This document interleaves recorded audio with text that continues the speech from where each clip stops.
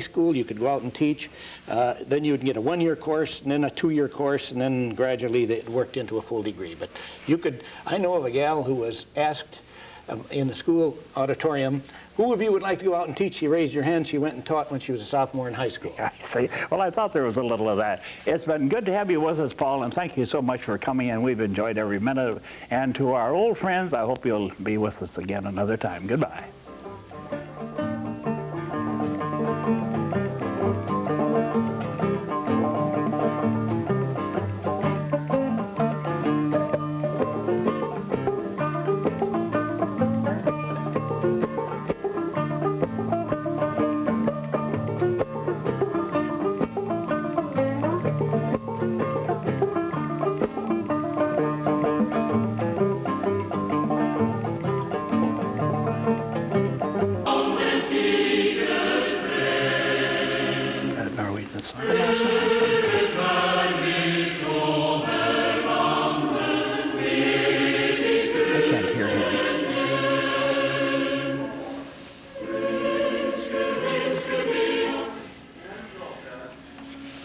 Good morning, everybody. Good dog to you, my Norwegian friends, and all of our old friends. We hope you're with us this morning, because we are, of course, where did I get that good dog from? Well, I'm going to find out pretty soon. I'm going to say good dog to one of our guests here, and that is Mrs. Howard Hagen, Genevieve Hagen. Good dog. Good dog, Pat. How are you today? Well, pretty good. Did I say it right? You did very well. That's one word I remember. We grew up with Norwegians all over the southern Wisconsin, and my father would say good dog, and that's what it meant. Yes, you meant hello. I remember that. Well, I hope you enjoy our program this morning, and we are celebrating 7th of May. I believe it's coming up pretty soon. And Genevieve, you have been a teacher of Norwegian at the University of Wisconsin, Eau Claire, I understand, yes, and maybe other places too. Tell us a little bit about your background. Well, my background is rather inconsequential. I happen to be a graduate of St. Olaf, where, of course, they emphasize Norwegian very much. And I taught history in my younger years. After raising a family, I had the opportunity to teach down here at the university. I see. And now you're retired. Now I'm retired. But mighty busy. Oh, yes, I do manage to keep busy. Are you quite involved with a Norwegian organization? Yes, I'm active in the 3 Norwegian groups that we have here in the city. I see. One is the Sons of Norway, the other one is called the Norsemen's Federation, and the third one is actually a complete Scandinavian group, the Midwest Institute of Scandinavian Culture. Well, now 7th of May. I remember years ago when I was on the air and I would tell about, especially over at Woodville, they had a celebration there, and some of the ladies would call me and write me and kid me about, I wasn't saying 7th of May quite right. Didn't have the right twist. How am I doing now? Well, you've improved, I must say. I've improved. Enough to get by on it. No, you really do very well. I just can't imagine that you didn't do it properly before. Yeah, well, it was a new word to me that I hadn't, wasn't acquainted with. Now, what is the meaning of 7th of May, its background at all? Well, 7th of May really is the Norwegian word for the 17th of May. And it was on the 17th of May in 1814 that the Norwegians signed their constitution. And the reason they had developed a constitution that late in their history is because they had just been disunited from a dual monarchy with Denmark. Norway had been a great, great power in the, following the Viking Age, 1200s, 1300s. But then, because there was no heir on the throne, for the throne, they agreed to have a common king with Denmark. But over a period of 400 years, that developed into a situation where Norway was just treated as a province rather than a co-partner. So because Denmark fought with Napoleon and then were defeated in the Napoleonic Wars, the Treaty of Kiel said that Norway should be taken from Denmark and handed over to Sweden. Well, you can imagine the Norwegians weren't very happy about that. And so their attempt at gaining complete independence was to elect representatives to a constitutional convention. And it was on the 17th of May that it was signed and formally adopted. But it did not result in complete independence because they were not strong enough to resist Sweden. Sweden had their own army, and Norway had always been subservient to Denmark. But they agreed then to have a common king with Sweden, but they would be ruled in internal affairs by this constitution. And Sweden did honor that. But then finally in 1905, there was a technicality by which Norway was able to declare itself, or declare the union with Sweden dissolved too. I see. And so really their modern history dates from 1905. 1905.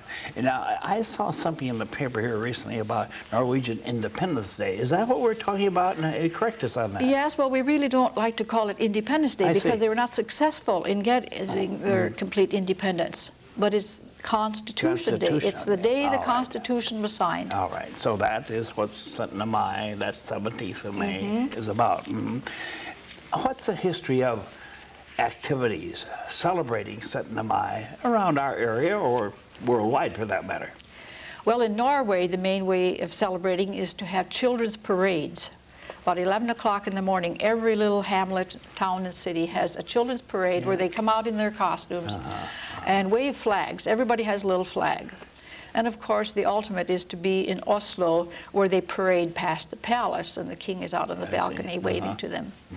And then those who are just graduating from the gymnas, which is the equivalent of our high school, are also in the parade with each with the school colors and costumes, bands, and so forth.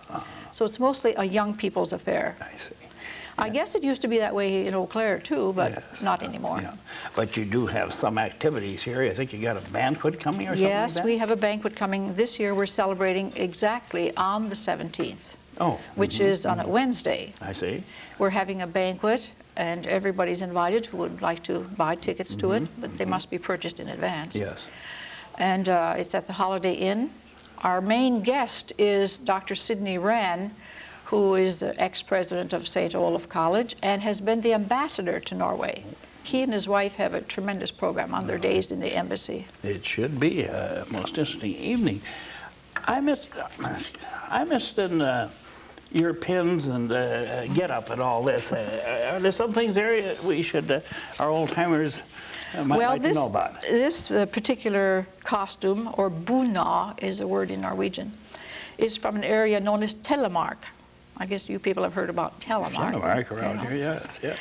And you're supposed to be from those areas, or from a particular area, in order to wear the costume.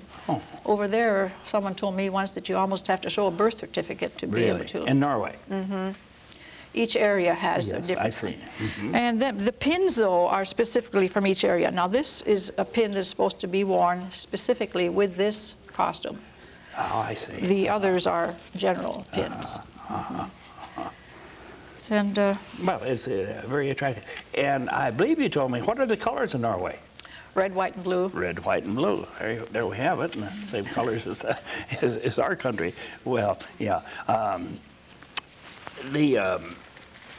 The local activity, maybe we didn't make that quite clear. Our elderly people or anybody could call where to make a reservation? The Scandinavian Import Shop or Higgins Travel. Higgins Travel or the Scandinavian Import Shop. All right.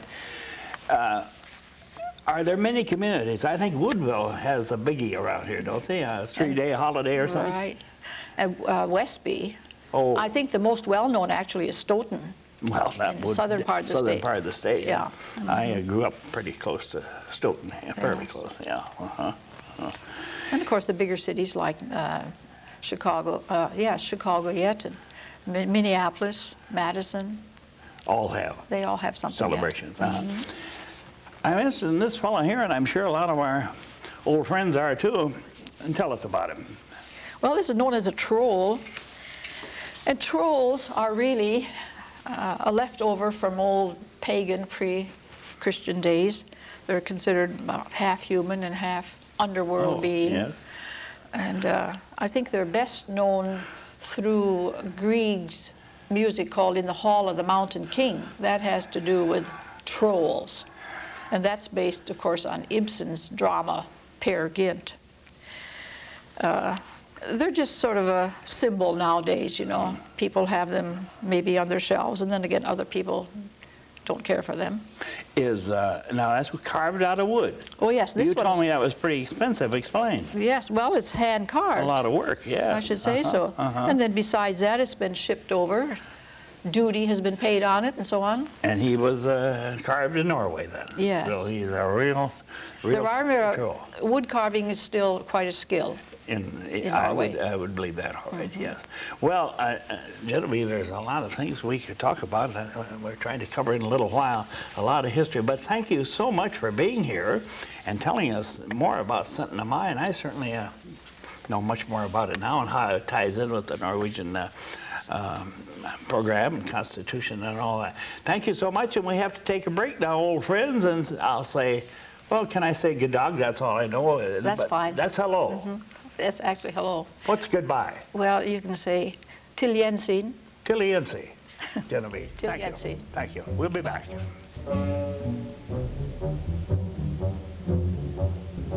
Good dog, old friends.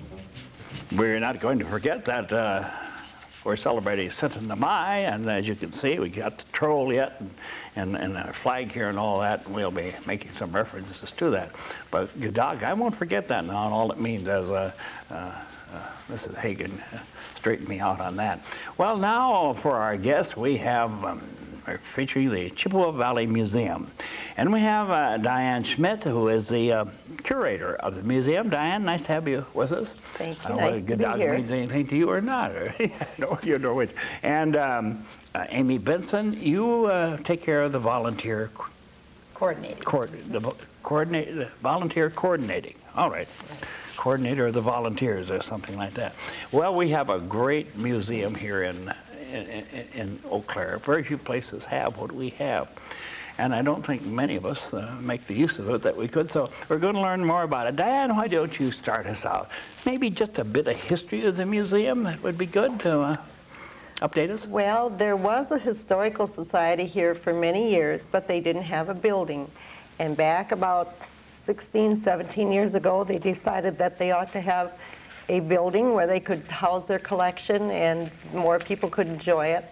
And 15 years ago, the museum opened, and they thought that it would never grow to be terribly big. They thought that perhaps one person could run it and you could watch the whole museum from the doorway of the volunteer coordinator's office. We have since doubled in size about 3 times, and we serve many school children, and we especially enjoy retired people coming. They are one of our main audiences, and they are also one of the main sources of the volunteers without who we just couldn't run. It is truly a community museum in the sense that without the help of so many people, we just wouldn't exist, and without the help of so many people, we couldn't do the wonderful programs that we do. You can tell that I'm prejudiced. I'm very fond of the museum. It's become a major part of my life. You should be, and everybody should make use of it. And I realize what you mean, that it's a community affair, because the people who are members, those who go to see it, and I'm sure, I know that many of our local governments take part in it wherever they can, one way or another. Diane, a little resume of what people might see at the Chippewa Valley Museum. If they brought, as I do, a company comes to town, I take them out there. Okay, we have a changing exhibit that usually occurs 2 to 3 times a year. Right now we have an exhibit showing called From Hand to Hand, folk art from the Chippewa Valley, which is very interesting, and that'll stay in place until June 4th. And at that time we hope to do something that will be fun for the summer and for young and old alike, and it's going to be called Tan Bark and Tinsel, the Circus Comes to Town. But aside from that, we have what we call our permanent exhibits, in the sense that they stay up for maybe 8 to 10 years. And we have old rooms, replicas of the rooms of perhaps the end of the logging era here in Eau Claire.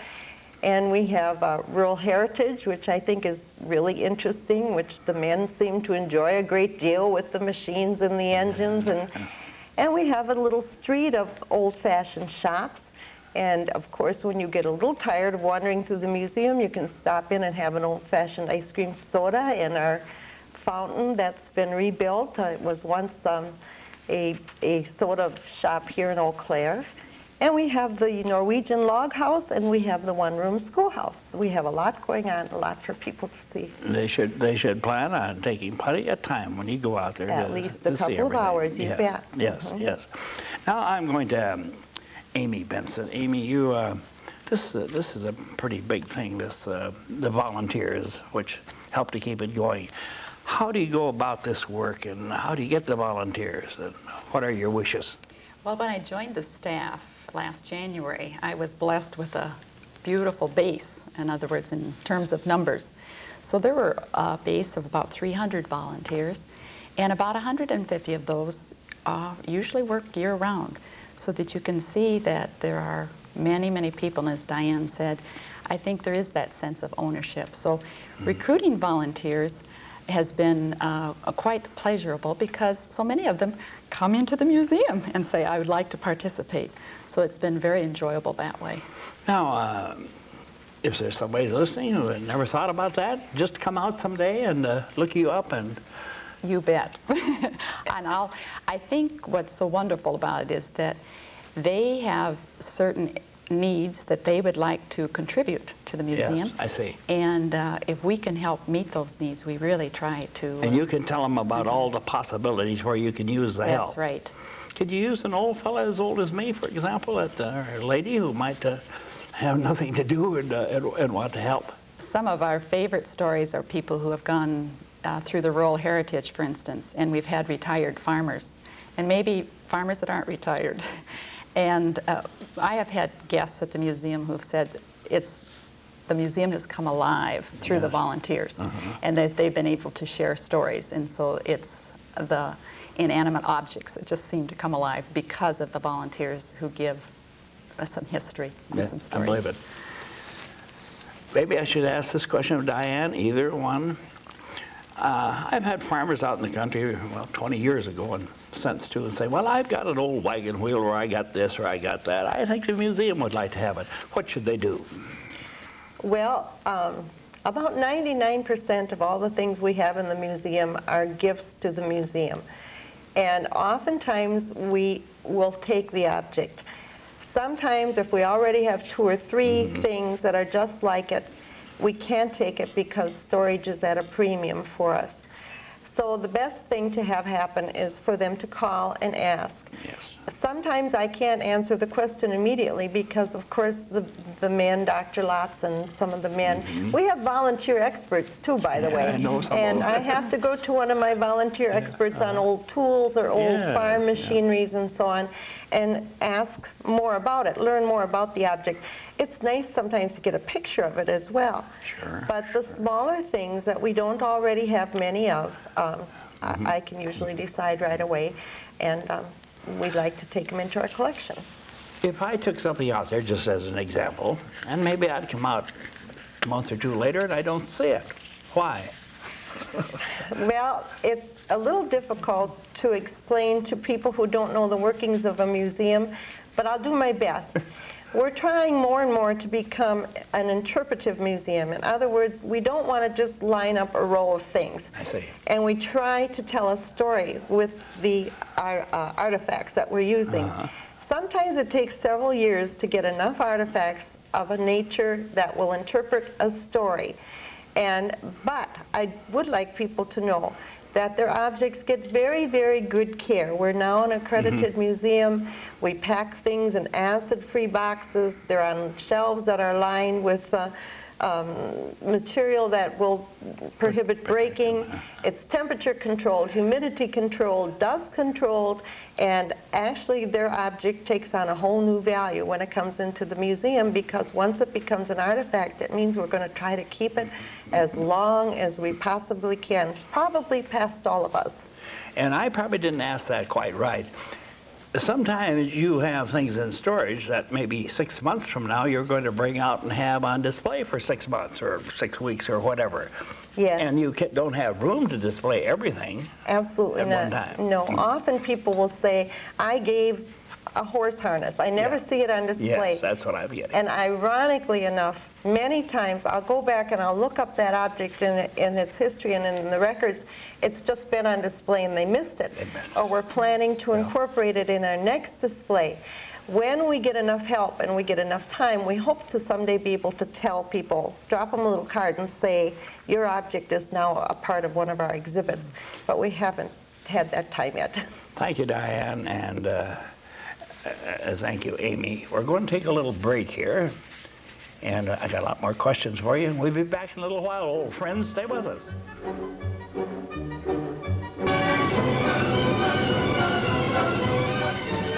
Good dog, old-timers, once again, old friends. We are going to continue our visit now about the Chippewa Valley Museum, and we have Diane with us, and Amy's still here with us, and we're going to find out more about that great institution that we have here in town. I'm going to ask Amy once again here about the volunteers. What might be some of the things that volunteers would be doing?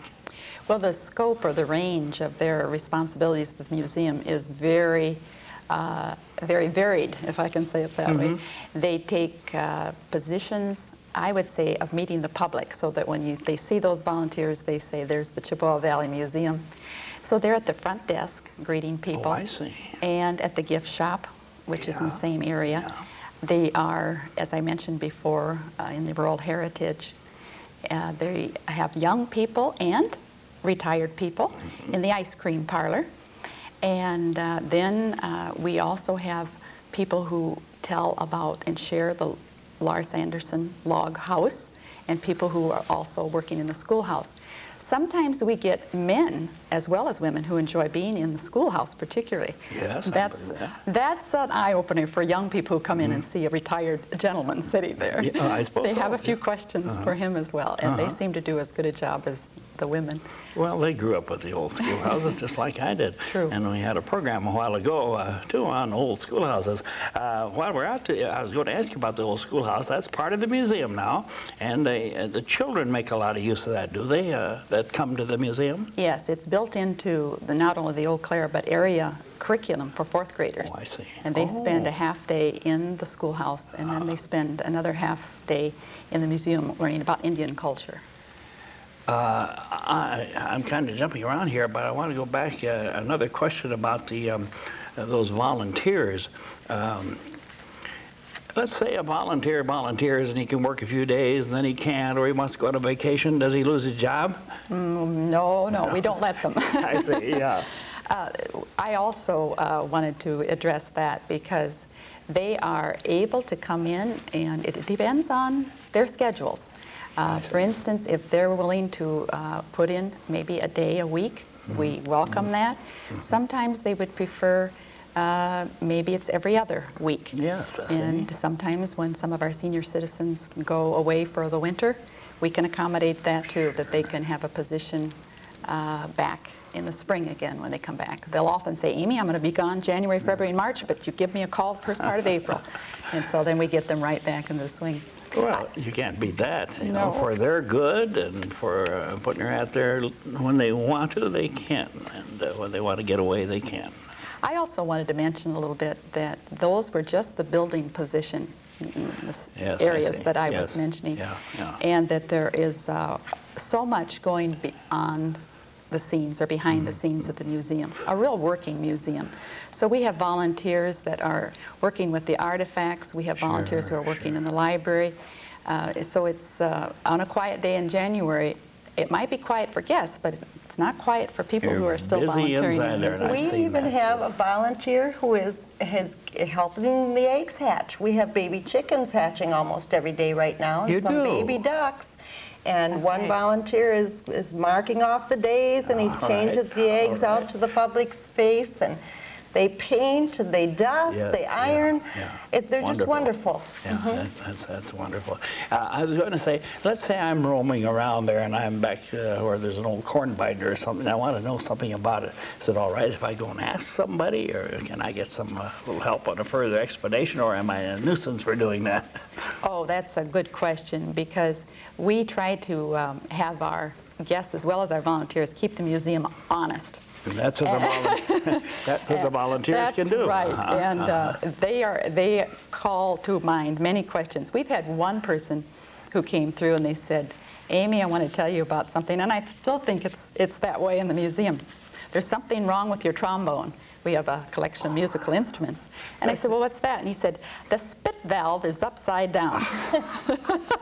And he said, I used to play a trombone, and so I know about that. And I think it's still upside down. Yeah, I see. Well, Diane, we haven't said anything about the Paul Bunyan Camp. What's the story on that in connection with the museum? The Paul Bunyan Camp is our neighbor, and in the past few years they have moved it to a new location so that all the historic things that are in the park are in close proximity to each other. They are a separate organization, but I think folks would enjoy visiting that as well because, of course, the logging history is very much a part of our history. And we try not to compete with each other as far as artifacts go. So it would be a completely different adventure to visit the Paul Bunyan logging camp. And we sort of tried to pick up where logging ends. And I mean, after all, Eau Claire was just being born when logging was ending. And so we have a lot of stories to tell beyond that. But it is just a big additional altogether out there. There's a big, maybe 2 days you ought to take your friends out there. Well, if you want to see everything, you really plan a whole afternoon or maybe 2 afternoons so you wouldn't get so tired out. Right. The old schoolhouse, didn't that come from around here someplace? Yes, it was moved here, and I'm not a native of Eau Claire. I didn't commit that to memory, I'm ashamed to say, but I'm sure some people call up and tell us right away. I do have it in the records at the museum, but I can't tell you right now. I think it came from up Chippewa County. I don't know. But the interesting thing about that is that they had a penny drive, and lots of school children contributed pennies, and Jenny Webster was involved in that. And that's how it got saved and brought to the park. You're going back in a little history now. I'm telling you. Oh, yes, I wanted to ask you, too. Let's say a group, wherever, wants to tour the place. You need to have that planned ahead of time. What do? Who do they call a museum? They would call Judy St. Arnold or Connie Van Sluis, the 2 ladies who take care of that pretty much. Is that correct, Amy? Or Candy Lehman, the Candy, okay. And request their time and their day, and if at all possible, we will try to fill that. And we do make special hours for tours that are large enough. You know, we can't do it necessarily for 4 or 6 people, but I'd say 15 and up probably. Yeah, like a school out someplace or an elderly group or whatever it might be. And we will have extended hours now in the summertime. I see, yeah. Amy really knows more about that. I'm in the back room all the time. We just got time maybe for you to tell us what days are you open? People are quite surprised, but we are open Tuesday through Sunday from 1 to 5 during the regular Monday's year. the off day. Monday, everybody's working, but no, it's not open to the public. Well, thank you so much. Our time is up once again, and I want to thank Diane and Amy for being with us about the Chippewa Valley Museum on this Something to My celebration, too, that's going on. And I forgot already what the word is for goodbye. I'll remember good dog, but that's hello. But I'll say good dog to our friends who are listening, our old friends this morning, and hope you'll be with us next week. Hope you enjoyed our program a little bit or a lot, and tell your friends about it too. Maybe they'll tune in next time. So once again, ladies, thank you so much, and goodbye. Thank you, Pat. It was fun to be here. Well.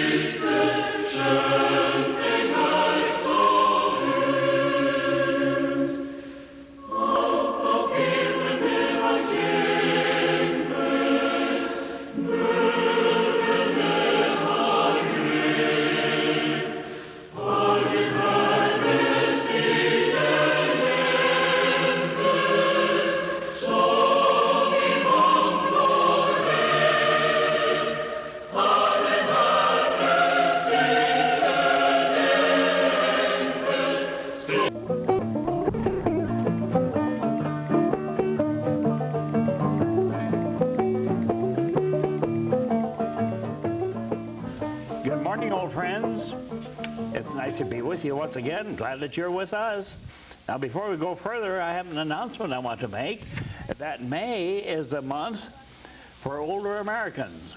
I guess honoring the older Americans, and there will be some programs and so on going on, so you watch for them so you'll be able to take in some of those activities.